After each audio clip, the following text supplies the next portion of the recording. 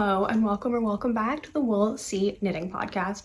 My name is Rachel, I am your host and I'm a knitter based in Ottawa, Canada, and this is my chatty outlet to talk all things knitting with occasional appearances by other crafts. It is the middle of October and it's been 4 months since I filmed one of these, and for that, I'm sorry I've missed you guys. It's just been the busiest summer of my life. And I actually didn't have that much finished, so it didn't feel like I was missing out on updating you guys because there wasn't very much to do, but all of a sudden that's changed and we're back. If I look and sound a little rough, it's because I'm getting over a head cold. Sorry, if I don't film now, it'll probably be another 4 months before I do again. So we are rolling with it and I'm accepting suboptimal conditions, but what else is new on the Wool Sea Knitting Podcast? So hello, I've missed you all. I have 2 sweaters, 3 pairs of socks, a mini sweater, and two surprise things to show you today.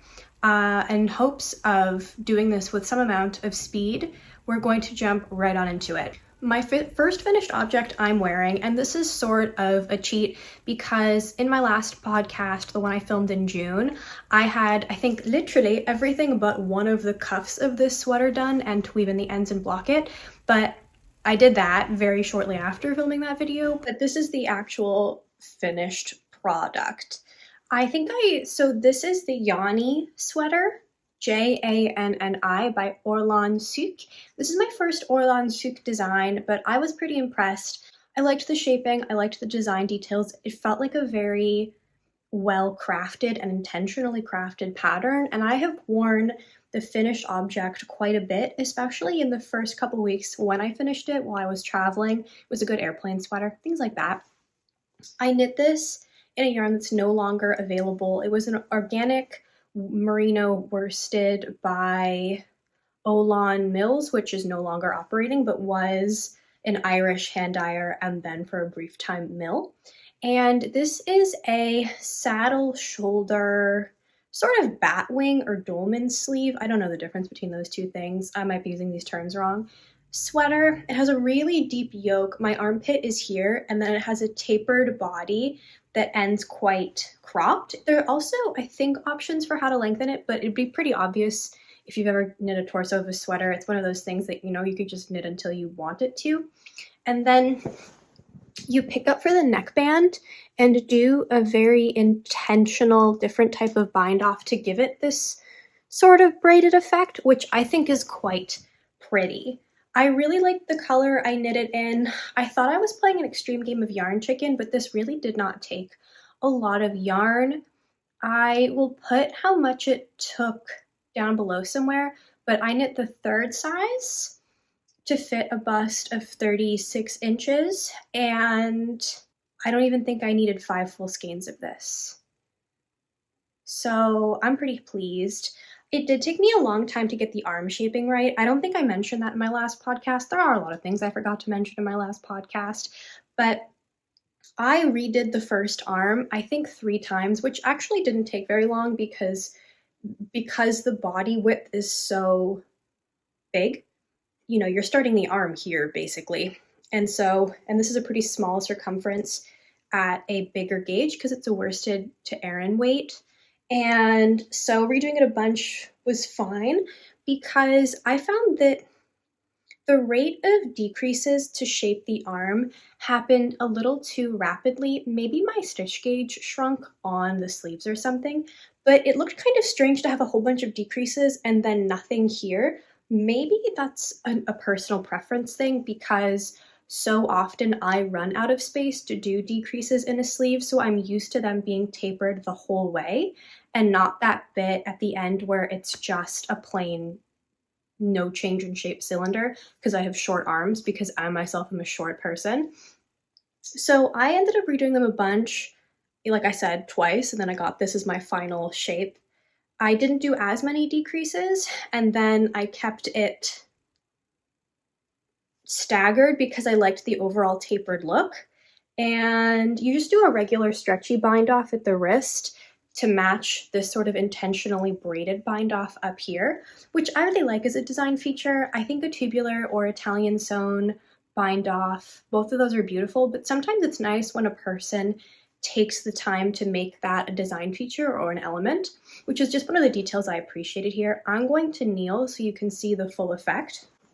I did make another modification where I knit the third size, but I stopped increasing a couple increases short just because it was getting so long on me. Like I said, my armpit's up here, which goes down a little bit when I put my arm down, but still. And I just didn't feel that I needed to, and so I separated for sleeves a couple rows earlier. I don't think it made a massive difference, but it did make me feel better that I was sort of in control of this project and doing my best to ensure a fit that I really liked, and I think I got it. But here you go. My belly button is here. So I was really going for something of an 80s cropped boxy fit, and I think I got it.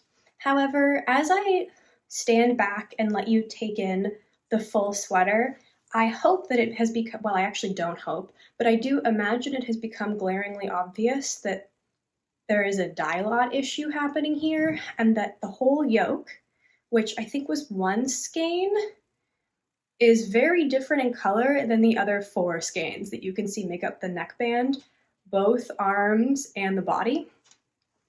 I don't think I noticed this until almost the very end, because in person it's not very obvious. I think I took a photo of this to send to somebody or to check the fit in the mirror, and then I had that moment of, wow, this is what you get for not alternating skeins.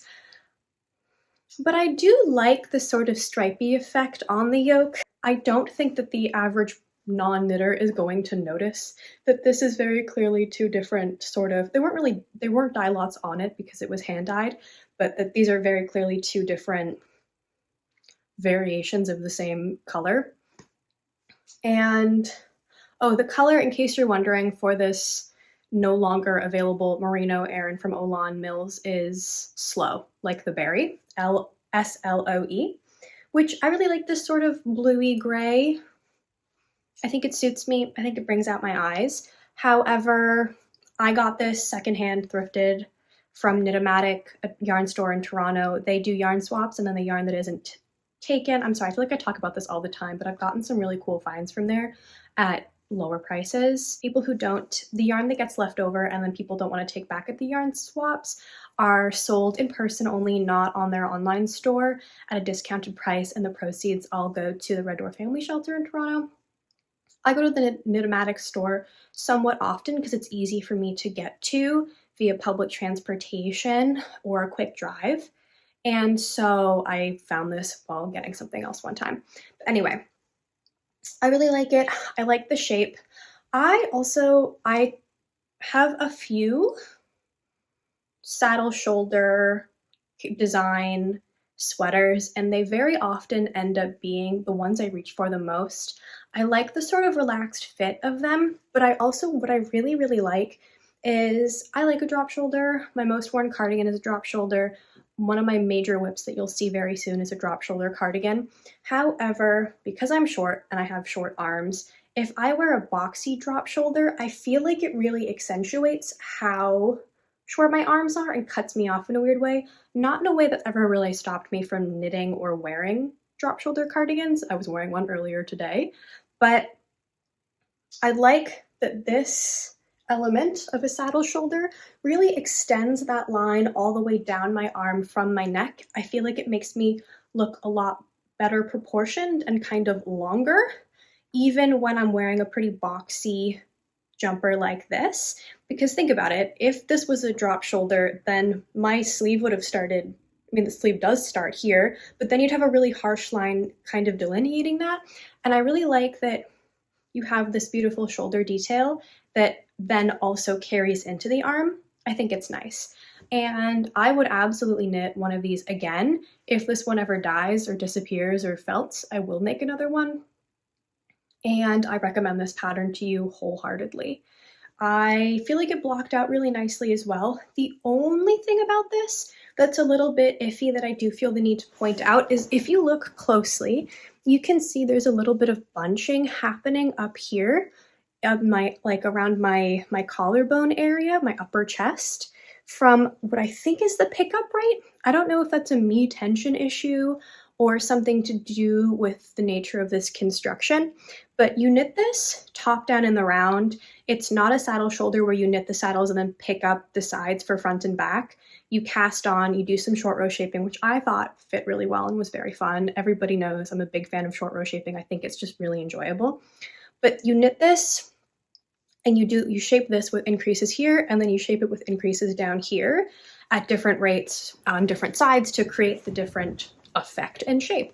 But I kind of wonder if it was just too much in a short amount of time, and that kind of creates, well, now I'm intentionally trying to accentuate it to prove a point, but I do notice it from time to time. Again, I don't think anybody else would who isn't as focused on the nuances of what this sweater looks like as I do as the person who made it.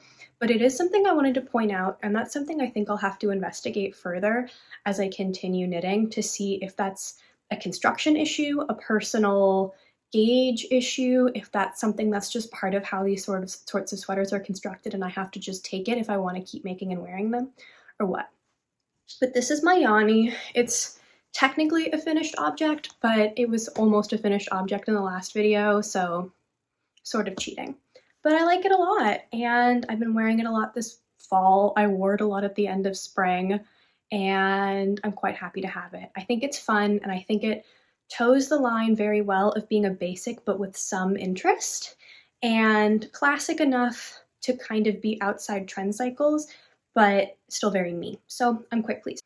Okay, this is my next finished object. I think I was knitting this for 4.5, 5 months. This was my project while I was traveling through Europe for about 2 weeks.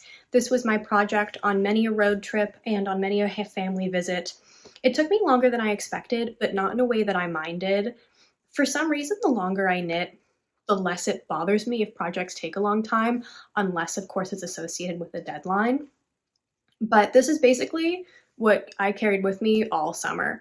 And it is the Beauty School top by Poison Girl Knits, which is a fingering weight, drop shoulder.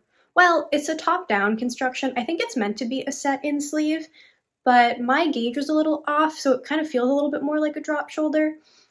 We'll get there. And I knit this in Urso Yarn Co. BFL, which is a fingering weight yarn, a bit of a thicker fingering weight, but still technically a fingering weight. They're blue-faced Leicester nylon blend in the color Pony, which is a sort of cream base with almost rainbow speckles in it, but it's a non-superwash, so it has a little bit more of a watercolor effect. I'll come in closer so you can see the colorway before I start talking to you about the shaping of it. It has orange, it has purple, it has a little bit of green, and it's spread out pretty evenly across the 2 skeins that I got. And I got this yarn 2 summers ago or 2 springs ago at Knit City, Montreal. And yeah, the whole time I was knitting this, I was convinced that I was knitting it, and it would end up eventually being a gift to somebody else because I didn't think that this color really suited me. I didn't think the shape was going to work out, and I thought it was going to be too scratchy for me to wear. And I've actually gotten a lot of wear out of this in the month since I finished it. It's been really good for this time of year, but I actually just really like it, and I would really like to make another one, and I'm contemplating doing so once my current gift knit pile is done and my work's in progress. But yeah, this is the Beauty School top by Poison Girl Knits. I will highlight this is not a size inclusive pattern. I think it goes up to a 2 or a 3XL. Oh, the Yanni is fully size inclusive, by the way. That's something else that's kind of important to add.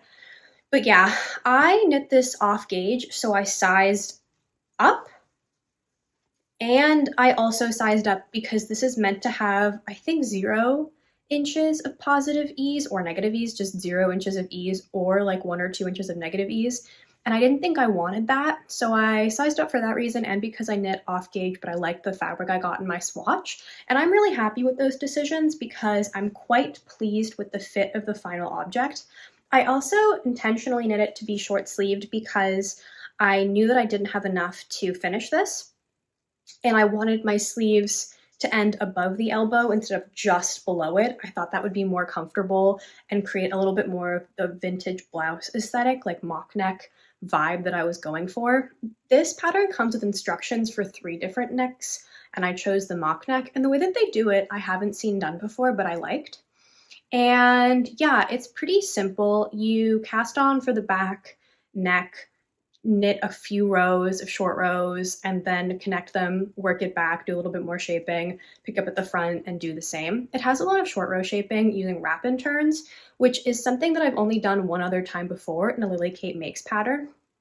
And it's one of those techniques that it's really hard for me to, pun unintended, but wrap my brain around. And I always have to have a video open in another tab because I'm always second guessing myself. And so I substituted for German short rows in the back of the neck, but then I did use the short rows, the wrap and turns for the significant portion of short row shaping that you use for like this entire bit to shape the sleeve cap. And it did create this visible line here, which I don't know if I did the short rows right, to be honest, but when I look at other people's project pages, you can also see the very visible line. So I'm wondering if that's just a feature of the wrap and turn, but doing that for both has given me a lot more comfort and confidence in doing wrap and turn short rows. So this has given me about an inch of positive ease. And it turns out that my bust size changed without me noticing like a while ago, which explains a lot. I've been wondering why a lot of things hadn't been fitting as normal, but I mean, this is a bit of a tangent, but I had the same bust size for about 10 years straight. I wish I was kidding. I noticed like I would measure consistently. Doesn't matter what time of the month it was, didn't matter what was happening in my life. My bust stayed very consistent, and I would gain or lose weight in every other part of my body. But I guess with the hormonal changes that come in your mid to late 20s, my bust size changed and I didn't notice. And it's just because it's the one thing that's been so consistent, I was assuming that it was like everything else in my body that was changing. And it took me a while to just measure and realize that I'm now a 36-inch bust. So for that, I'm really happy that I sized up, or else this would have been too tight and I would have been confused and I would have been unhappy and it would have been 4.5 months of work. Not really down the drain, because in the back of my head, I was considering this as an option as a gift for a friend who likes warmer tones, likes the silhouette, and has a higher scratchy wool tolerance than I do. But she doesn't get it because I really like it. There are a few different options in this pattern. Like I said, I think there's 3 neck options. There's 2 waist shaping options and then 2 different length options, and the waist shaping changes depending on what length you go for in both. And the sleeves, I think they give you 2 different options for the sleeves, neither of which I chose because, like I said, I was running out of yarn. So instead, I just did some increases starting from about here down, and then I did decreases right before the cuff to give a very subtle poof here because I thought that would be nice. If I was to do this again, I would have done more increasing and I would have done it sooner to give myself more of a puff, but I'm happy with this. The one thing is I think in the pattern photos, this bit is more of a set in shoulder and it starts maybe here, closer to, I think, where a set in shoulder would sit if I had fitted this properly. And that stands out to me a little, but it doesn't bother me so much because I feel like it broadens my chest a little bit in a way that I like it opens up this area. And I do think it's funny because this was just plain stockinette with a little bit of shaping here and here for so long, I thought with the rolling and the very intense curling that it was going to be too narrow, and I was quite concerned that this was going to be too tight, and then it ended up being actually a little bit bigger than I was going for. I think that's kind of funny, but it's something to note. And I know that this is not very autumn, it's not very moody changing of the colors and the leaves, and most of my projects right now aren't, which is part of my hesitance with knitting. I know that people really like to see content that's quite seasonally focused, and in the past I've really enjoyed consuming that sort of content as well, but that's just not where I've been with my knitting recently. So it's cream pastels today. I mean, honestly, the sweater I finished, the Yanni I finished in June, is the most autumnal of all the things I have to show you. That's not true, with one exception. But I'm going to sit up so you can see it. I'm pleased. I like it. It feels vintagey. It sits, here's my belly button. I like it. It's comfortable. It's loose enough that I can wear an undershirt and have a little bit more protection from the wool on the days where it's a little bit warmer and my skin is actually sensitive. And on the days when it's not, I find that it's actually quite versatile. And even though it's warm toned, I found that it goes with enough things in my wardrobe to be quite wearable. And I just really, really like this shape. This is the same shape as a couple of my favorite ready-to-wear t-shirts. And I think I might return to this pattern in the future if I have other, well, I actually do have a plan for one in the navy cashmere from that sweater I unraveled of my father's a couple years ago. But this is my second finished garment and the last finished garment for me. So from there, we're gonna move into much smaller things, starting with this baby sweater. This is backwards. This is the Aosta Sweater Baby by Sophie Hemmings, aka the Knit Pearl Girl. Knit in the 6-month size, but I intentionally went up a needle size to get a bigger / looser gauge. So the measurements are closer to the 9-month size, which I thought was important just based on the baby that this is for, his due date, and when he's going to be needing a sweater. For some friends who recently had a baby. As you can see, it has a button closure along the torso to help get it on and off a baby because they have famously large heads. And it is knit in a DK weight. This is Barocco Vintage DK in a colorway that I have forgotten, but will do my best to link down below. Because this is some of my oldest stash yarn. This has been in my possession for about 4 years. It's unraveled from a crochet sweater I did 4 years ago that was an epic fail. And it is superwash, wool, acrylic, and polyamide combined. And it is my go-to for gift knits. I made a sweater for my brother out of this. I made a sweater for my boyfriend out of this that's actually out of frame because I'm about to mend it after almost 3 years of pretty heavy wear. And from those two, I know that this stands up to being washed and dried in a machine. It's soft, it's versatile. I've made another baby sweater of the same pattern in another color of this yarn, and it's affordable. I think in Canadian it's $9 or $10 for 100 grams. It comes in a million and one colors. It's soft, it's easy to care for, and it will continue to be one of my go-tos for gifts, especially for children, for a long time. I've gotten good reviews from parents in the past, and I heard that this couple was expecting a baby. I asked, are you okay? Are there any, is it okay if I knit you stuff? They said absolutely. And so I did. I waffled over the button options for a little bit before settling on these acrylic wave buttons from Fabrications, which is a sewing store in Ottawa. I looked at the yarn stores here and didn't find any buttons I liked. And I decided not to go for a contrast statement button. I decided to go for something as close to the actual sweater as possible, just so the parents have an easier time dressing the baby. And this is a big reason why I kind of wanted to film today. I have a couple things for this baby that I would like to mail to the parents sooner rather than later, because now it's October and the baby's getting closer to fitting in this and needing a sweater. I also was happy or planned to knit this at a looser gauge because this baby's not going to be playing out in the snow. This baby's going to be wearing this sweater over something else, and it needs to be warm but not stifling for the little guy.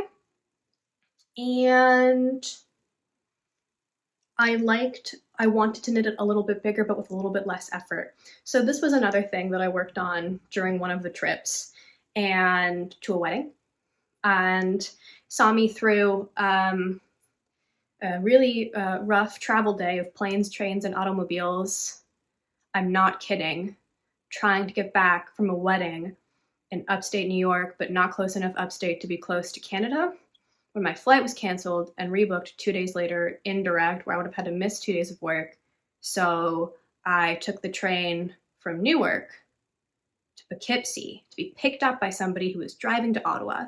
And I traveled the entire length of New York State in a day using every type of transportation besides a boat, or I guess horse and buggy. But that's like a whole other story. But that I was working on this sweater with the couple's like friends during a big event, a wedding, and this kept me company during a rather stressful travel time. So like kind of fun memories because it was stressful at the time, but it was a pretty funny story in hindsight.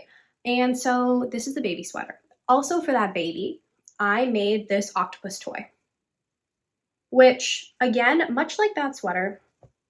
Okay, another thing is the Knit Pro Girl, in my opinion, knits very wordy patterns, which can get a little tedious if you're not a beginner and you don't need that much information, because then you scroll I scroll past the information I was looking for because there's just so many walls of text. However, it's such a good baby sweater. I think that she designs such strong patterns that are super wearable and very considerate. And the other time I knit this for a baby, the mother said that was a great sweater for the baby, worked super well, and she's putting her next baby in the same thing. And it worked for 2 winters for them. So I'm hoping the same will happen for this. And I plan to continue making the Aosta sweater baby for babies as they continue to emerge in my life. I just really like it. It's fun to knit, it's easy, it's portable, and it seems to work for people. But I feel the same way about this guy, which is the octopus pattern by Susan B. Anderson. And I think this is so cute and so clever. So I did some research on, and I also asked everybody I know who has a baby, or has had a baby at some point in time, what works. And apparently they like toys that they can grip, and a toy they're not going to grow out of or isn't going to be subject to the natural variations in size and shape the babies come in, because babies are humans and we all vary. Like, one size fits all doesn't really work. So I also knit him this little octopus using some Stash cotton acrylic that I thrifted and some Stash Lion Brand Kobu left over from a top I knit my mother like 3 years ago. And then I embroidered on a face. I wish I could have put something in this that would rattle, but that didn't feel safe and easy to wash. Like the ways that I thought I could make it safe would have made it hard to wash, and my priority for baby is easy to wash, especially if he's going to be gnawing on this. So my thought was, apparently babies like to grip things, and this is good for gripping, and it's cute, and it's soft, and it's easy to wash, and it's squishable.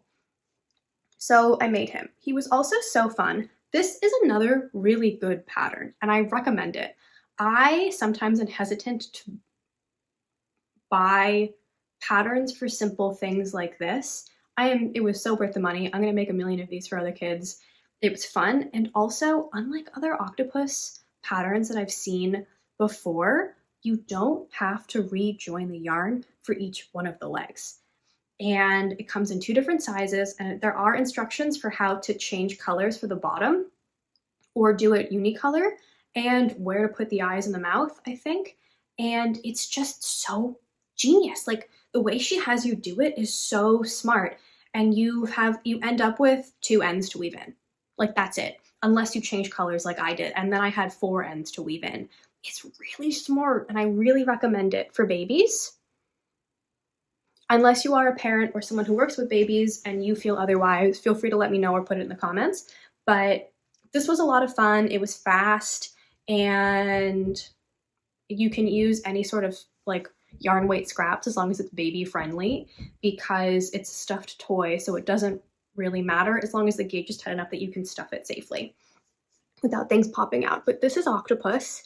He has 8 legs for a little baby to hold on to or gnaw or do whatever they want. And he's so cute and great pattern. But again, I cannot stress enough. You attach it as you go, and no ends, except for the ones you would have for any project. The minimal amount, two ends. So yeah, and he's just stuffed with polyfill. At this point in the summer, I was on a scrappy gift knit for this baby / babies in general kick, and I also knit this baby hat. This is a newborn hat. I think I knit it in the 3-month size, but I'm so skeptical that a 3-month-old baby's head is going to fit in this. And so while I knit it originally for the same baby in mind who's getting this stuff, I do not think I'm going to send this along because I don't think it's going to fit him. And this is going to, once I weave in the ends, go to a future baby. maybe a preemie.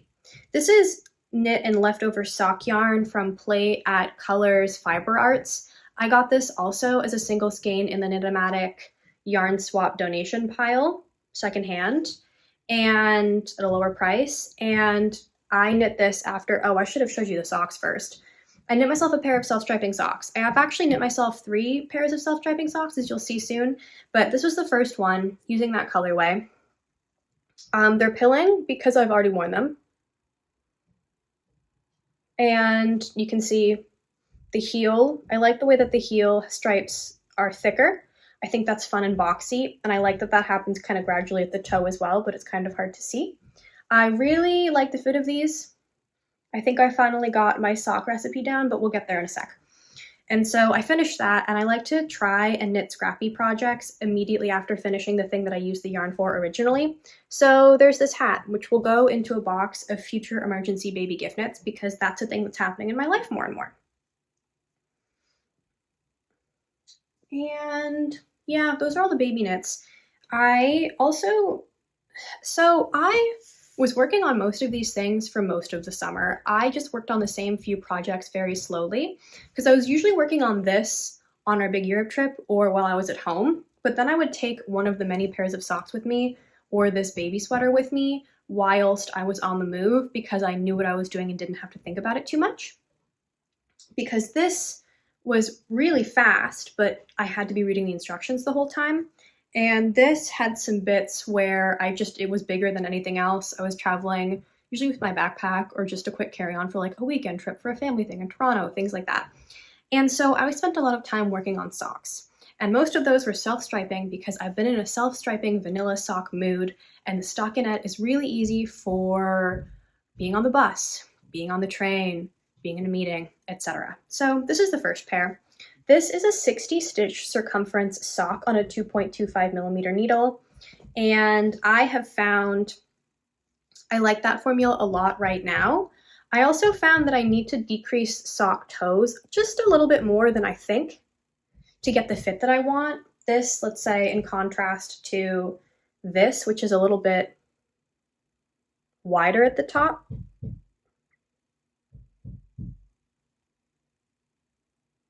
You see the difference? And yeah, so I knit these on my 9-inch circular needles, and then I got tired of that and I wanted to do something new, but I wanted to keep having a very easy, very small portable project. So I cast on 2 at a time socks, vanilla self-striping socks.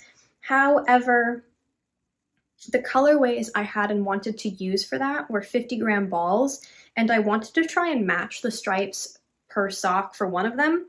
So what I did was I cast on a single pair of needles, one of these and one of these. So I was knitting these at the same time, but they're 2 different pairs. So these are both Tiny Human Knits colorways in the Studio Ghibli collection. If you've been here before, I'm a big Studio Ghibli fan. I don't know, I've been watching them since I was a kid. I find them very comforting. They're fun. This is the Kiki's Delivery Service sock. This has been a big hit. People really like this because I take it to the office to knit on during lunch, or I did, and this is the one that people liked more than this. And so I think if you've ever seen Kiki's Delivery Service, you can see the purple for her dress, the red for her bow, here are the cats, here's the bread in the bakery, and then you have this slightly different, like kind of more charcoaly, less strictly dyed black for the toe and the heel. I showed you the wrong thing while I said the wrong word, but you get it. And then this, as you can see, I've woven in the ends for this because I have been weaving in the ends slowly, like 2 ends at a time whenever I feel up to it, because I find that if I try and do it all at once, I get bored, which means I get sloppy and I'm rushing through to get all the ends done. So for the sake of having a more secure and less obvious end, I just do a couple at a time. So I have this finished pair of Kiki's Delivery Service socks and this pair of Soot Sprite socks. The Soot Sprites from Spirited Away in the boiler room that the boiler man feeds the candy that's in these colors. And these ones I didn't want to match. So these are both 50-gram balls. And then each one of these is 10 grams, but this was a 50-gram ball and this was 20 grams. So I have a bit left over of both. And I think this is an 80-20 merino superwash plus nylon blend. And I am a big fan of Laura of Tiny Human Knits. I watch her podcast, but I'd never bought any of her yarn before because I've always been trying to be mindful of how much sock yarn I'm buying. But last year, almost a full year ago, she came out with a colorway that I really liked. And she announced that she was going to be doing a Studio Ghibli collection, releasing a colorway every month or so.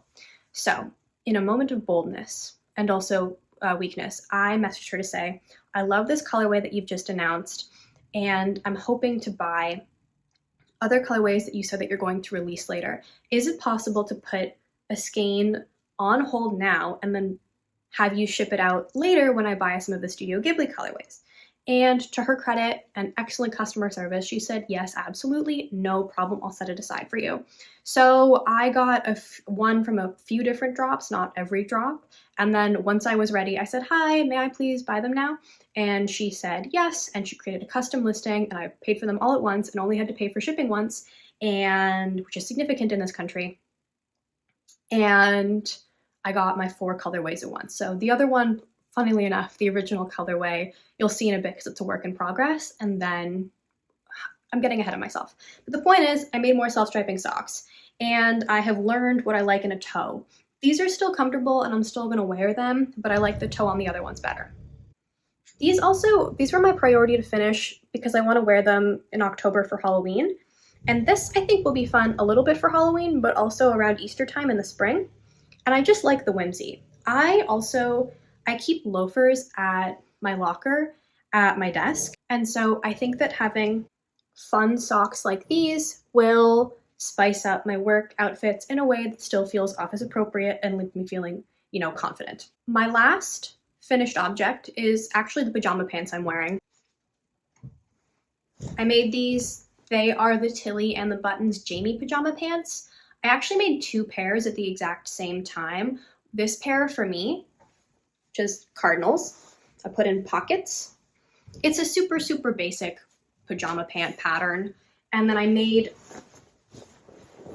the exact same pair in a different size for my roommate for her birthday in this fabric. I'll show you the remnants because she has them because her birthday has passed. But basically they're pirate sharks in a flannel. Because she really likes sharks and she really likes pirates. And I like cardinals. So I did mine in a cardinal pattern, which has ended up being a bit more Christmassy than I expected, but still really nice. I really love them.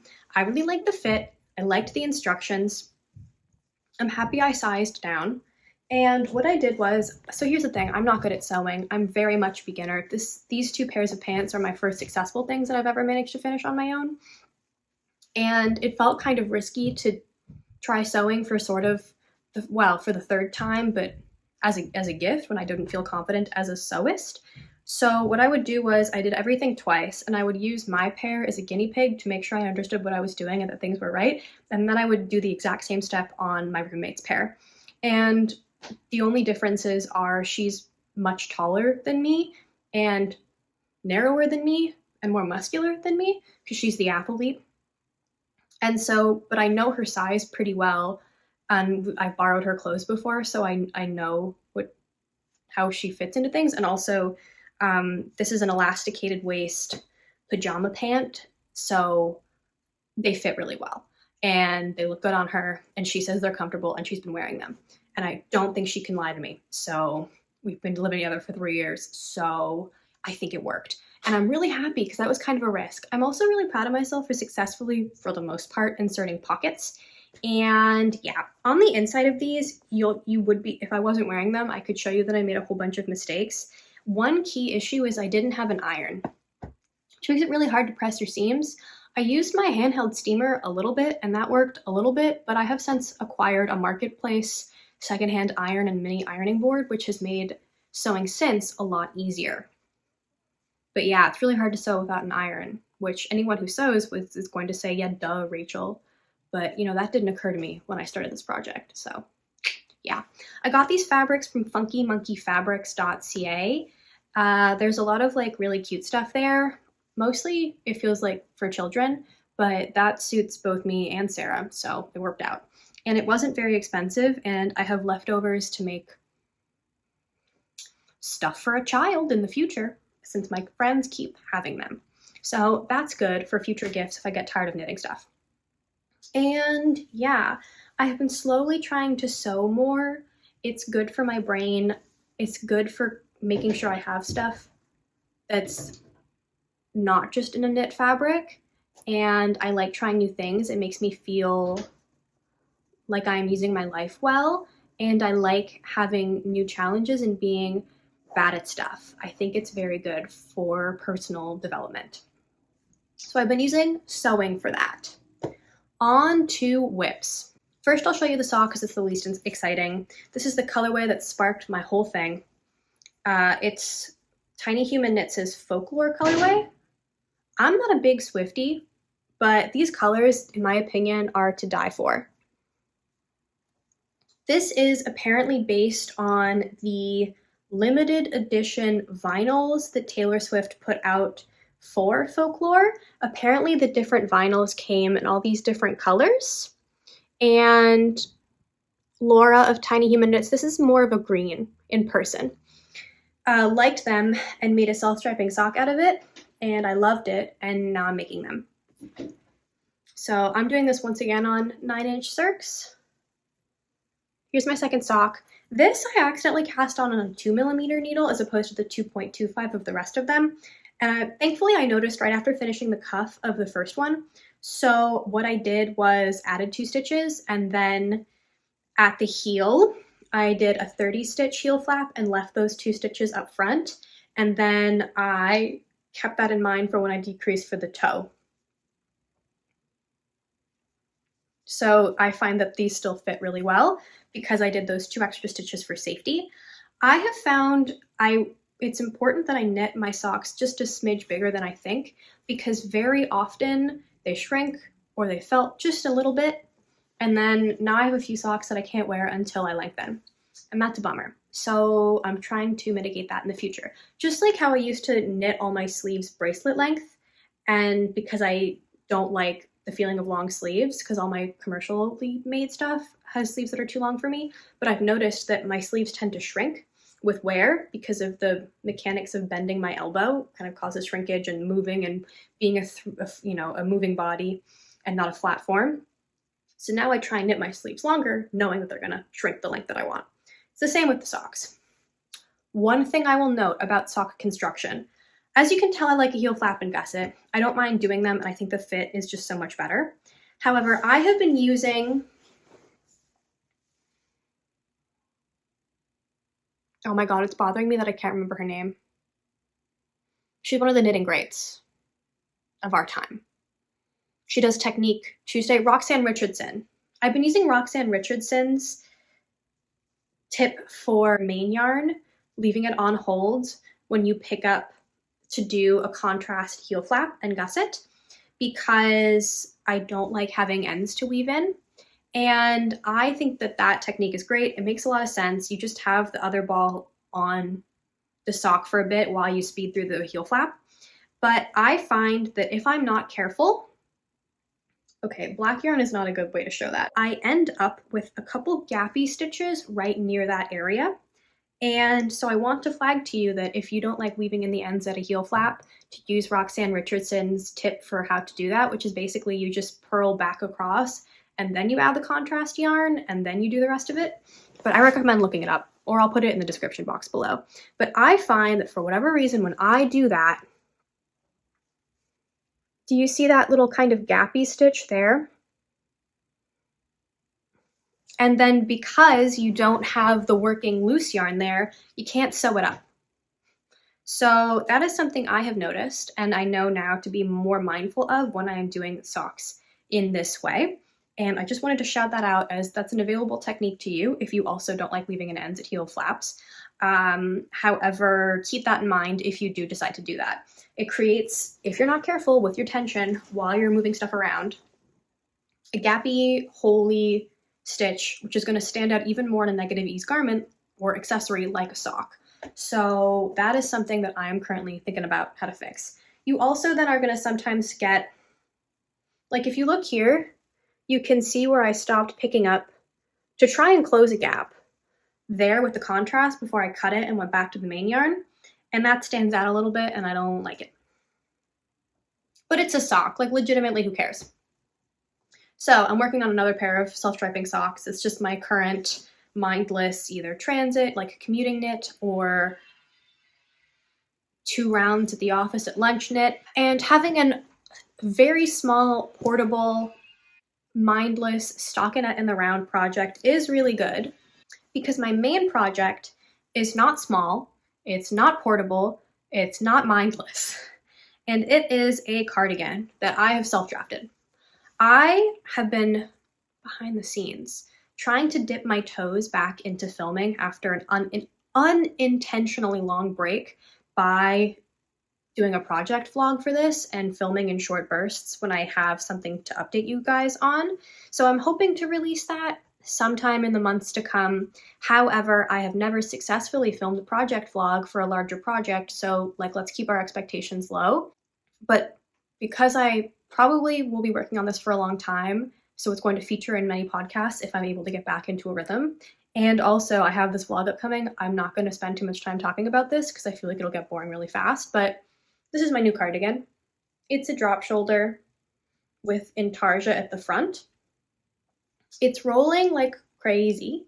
However, it has a V-neck, kind of gradual one here, and diamonds on it.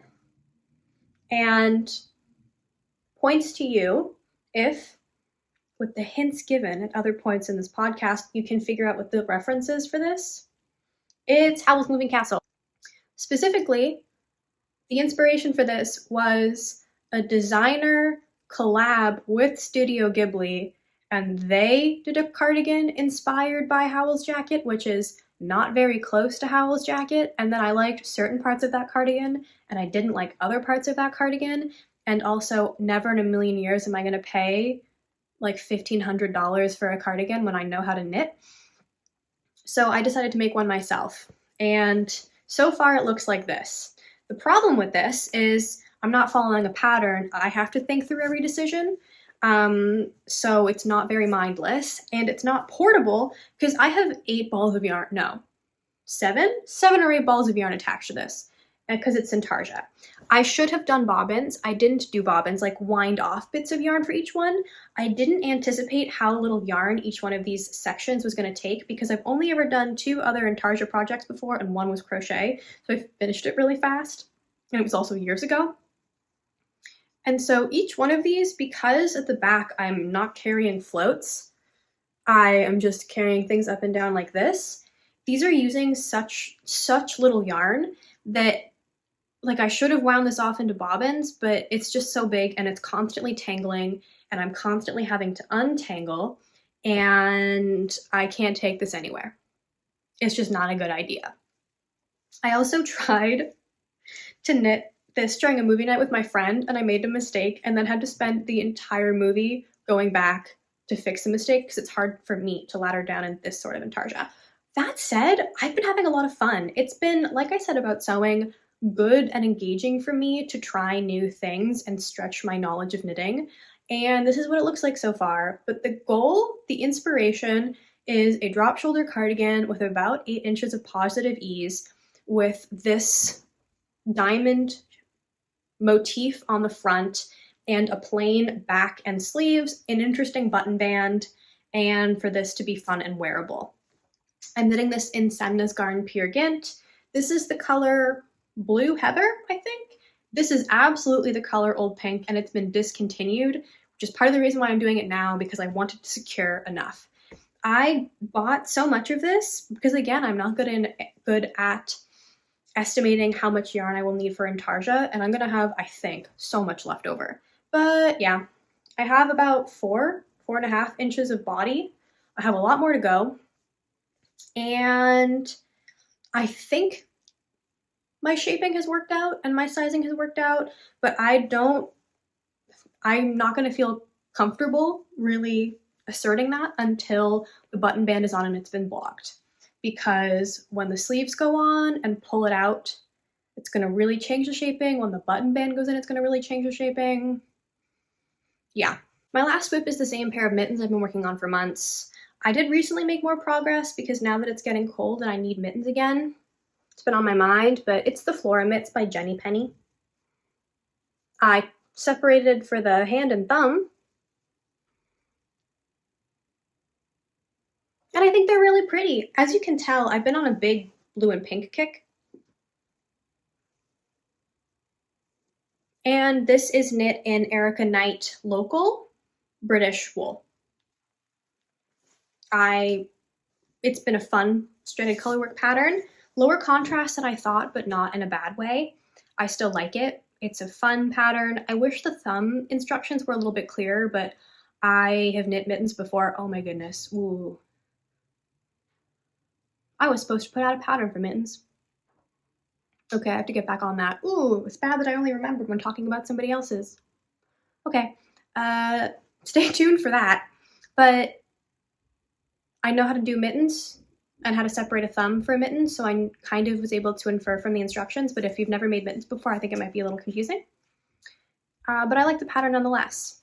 And from there, I'm going to show you some acquisitions and move into plans. Number one, I have 7 balls of Santa's Garden Sunday in the color Banana, which is 2114, which actually is more subtle. I would say it's closer to this. It's more subtle than it's showing up on camera. Mom, if you're watching this, don't freak out. It is what you remember. This is a butter yellow because my mother has asked for a sweater for Christmas. She wants a storm sweater like the one that I have, which actually makes things a lot easier on me because I've knit that pattern before, and she tried mine on and liked it, which means she wants my size, the same length of arms, same everything, just longer, which I can do. It makes it so much easier than trying to size something for someone who isn't here. I can just compare it against the existing finished storm sweater that I have. And my mom has very sensitive skin, so this but she likes wool, she likes merino, she doesn't want acrylic. So this is kind of my best bet. Also, this is a little bit easier to care for. However, she has discovered wool wash and is now washing a lot of stuff by hand with wool wash because it's very easy. So I hope I don't have to worry about her throwing it in the wash and felting it. And she wanted butter yellow. She specifically said, I want a butter yellow sweater. And I knew that Santa's Garden Sunday would have that kind of very fashionable thing available. It was available at Knit-O-Matic. I got 7 skeins. I'm on the mailing list for when they restock, and I'll do the sleeves and the rest. But my hope is to get started on this very soon because the storm sweater is big, and I also am working on this cardigan, and my grandfather has also asked for a cardigan, much like the cardigan he was wearing at the time when he asked, which I then measured and is 52 inches across. So that's going to take me a long time to knit, but here's the thing, I actually can't say no to him. Or apparently my mother. I'm also going to knit my brother a pair of burgundy socks. However, I do have yarn for that in stash, so that'll be easier. And you will hear more about this grandpa cardigan soon. I have a lot of knitting in my future, and hopefully more videos for you coming up soon. But yeah, so number one acquisition is this to cast on soon. Santa's Garden Sunday, double Sunday. Sorry, this is double Sunday, not Sunday, is expensive. However, I don't know, I'm a working professional and it's for my mom. And I really think that this is kind of the perfect yarn for her. It's soft, it's the exact color she wanted. It's easier to care for than other fancy fibers. And it is what it is. For myself, I went to Twist, the fiber festival in Saint-André-Avelin with my friends, and it was really nice. And if you're the person who said hi to me, I don't know if you want to be mentioned by name, but hello, thanks for saying hi. I saw Nicole of the Gentle Knitter there, which was like a real celebrity sighting for me. I didn't say hello. I wanted to give her space, but it was like, Nicole, we love you. She seemed to be doing well, but I don't know her business. I got some Les Moutons Richard Sheep yarn. I knit a vest in it last year. I loved it so much. I'm obsessed with this man. He doesn't know who I am, but I love him so much. 50-50 wool and merino. I don't know if the beautiful depth of color of this sort of lavendery lilac is showing up, but I got a single skein to make mittens out of. Also because I got 2 braids of this spinning fiber, which is more purpley than is showing up. Yeah, it's, I don't know, to me on screen, it's coming across as more gray blue with pops of purple, but it's the inverse. It's mostly purple with a little bit of gray and a little bit of blue. And I feel like once spun up, I want to make a shawl out of this or a scarf. I feel like this will be nice, sort of complimentary winter accessories. You know, these are his sheep, these are his goats. My friend, he had like an open house. My friend went and met and talked to him, met the goats, met the sheep. They seem to be, you know, living the high life. A lot of them he apparently got for free because other people just kind of abandoned them or didn't want them anymore. And he takes care of them with, I think, his brother. And every so often creates really beautiful yarn with them. And the yarn from, I wear the vest that I made with his yarn a lot. It's one of my go-to winter pieces for the office and also just for my life. It's so warm, it's so cozy. It feels like cozy armor and I love it and I wanted more, but I didn't want to buy a whole sweater's quantity because I have enough sweater's quantity and enough yarn. So yeah, I also bought these 2 braids from Jelaine Yarns. This colorway is inspired by winter. Apt, I was making a winter accessory out of it, and it's 100% white Corriedale. I got 2. And I also got some stuff that I can't find in my room right now, so I'll have to show you later. But it's undyed Quebec merino and undyed Quebec, another type of wool. I have been doing more spinning, but we're running out of time. I will have to go into detail on that later. At Twist, I also got 2 types of handmade ceramic buttons from bergerie-des-étoiles.com. I'll put all this info down below. This woman, again, is kind of like Richard, where she raises sheep and then sells the fleece and different products from that wool. But she also creates these ceramic buttons for fun.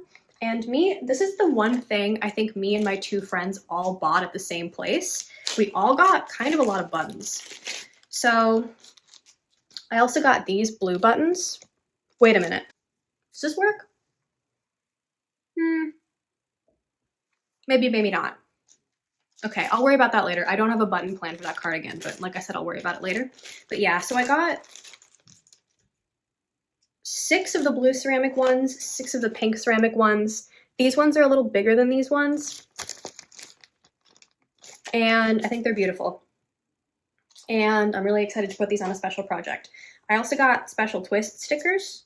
The theme this year was rocket sheep.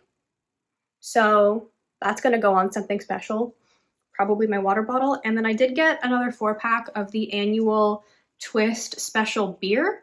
I don't know why, but I just find it really delightful that the local brewery does a special beer for the Fiber Festival every year. And so even though I'm not a big drinker, I always get some of it. I think it's a fun souvenir. I don't know what to tell you, but I got that. It's, I think, a Pilsner. And it has the same rocket sheep on it, and I think that's neat. So that is what I've been up to. That's what I've been knitting and sewing and soon to be spinning. And there have been a few other projects behind the scenes, but it's not time yet. I'll show you when they're worth showing. So thank you so much if you've made it this far. I have missed you guys. I hope to be back, but I've said that before, and we both know I can't be trusted. But if you've made it this far, please let me know. What are you making? Have you worked with any of these yarns? Do you like fiber festivals? Do you like self-striping socks? Let me know. And we'll talk soon. Okay.